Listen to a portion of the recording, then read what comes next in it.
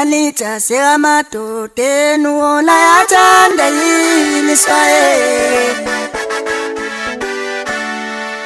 Malita sekamadoda Uvume ukukhulelisa indodakazi yomkakhe umfundisi. Ngaza ukuthi ake ngivele lapha futhi ngamukele ku-channel ehamba phambili lami igama ngifeza ngithuthi ungakhuluma bathi ilazi bona makhuluma emhlabeni ukuthi usemusha kuleli khasi sizofuna ngicela usubscribe ungakhohlwa ukukhomenta no-like kanjalo futhi-ke nokushare kukhona okukhulu kunakho konke. Ngaza ukuthi-ke uvume ukukhulelisa indodakazi yomkakhe umfundisi webandla laseZayoni-ke osesolena ngokukhulelisa amanye amavolontiya abelele ushumini ebandleni lakhe. Lapha umfundisi Mandla Mashawa ongumholi webandla eNew Jerusalem elisentuzuma uthi kuyiqiniso ukuthi impela ukukhulelisile indodakazi yomkakhe angayizali eneminyaka engu-19. Uthi-ke ubesethu uzimisela kodwa ngokuhlalisa phansi unkosikazi wakhe nendodakazi ngoba-ke ubathanda bobabili. UMahlaba-ke ubephendula ngesoleze ngempela sonto emva kokuqubuka kwezitolo zokuthi-ke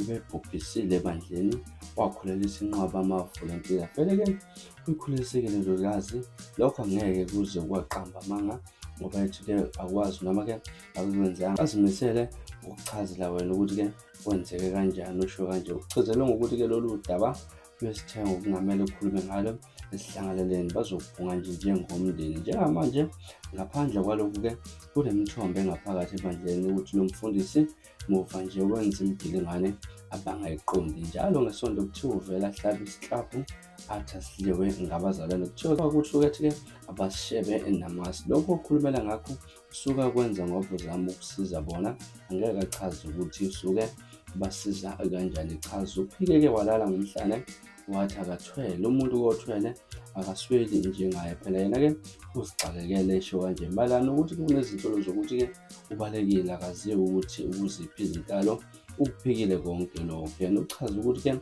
khona uzihlalela lapha kwakhe omfunayo akeze lapha. Esho ikhansela kule ndawo uNkosazana Mafizondi uthe bazwile ngezinto okuthiwa zenziwe umfundisi endaweni zizohlangana nabazali ukuze kuzotholakala isixazululo sodaba.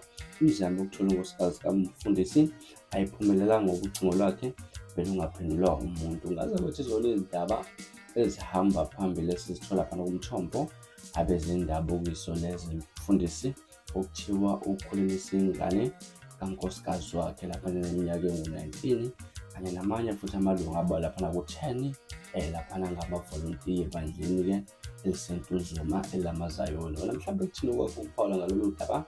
Ake sivele sihlangane e-comment section ungitshela ukuthi wena mhlawumbe kuthini lwakho-ke ngodaba. Ngila sponsor manje la kodwa ngiyathembisa ukuthi ngiyabuya futhi nezinye izindaba ezilandelayo. Ividiyo elandelayo kwakho subscribe nisiphatha kahle kunosuku lomnandi nakhohlwa ukulandela ku-Facebook @Radio Inkezo. Ibe nosuku lomnandi ngithanda khona.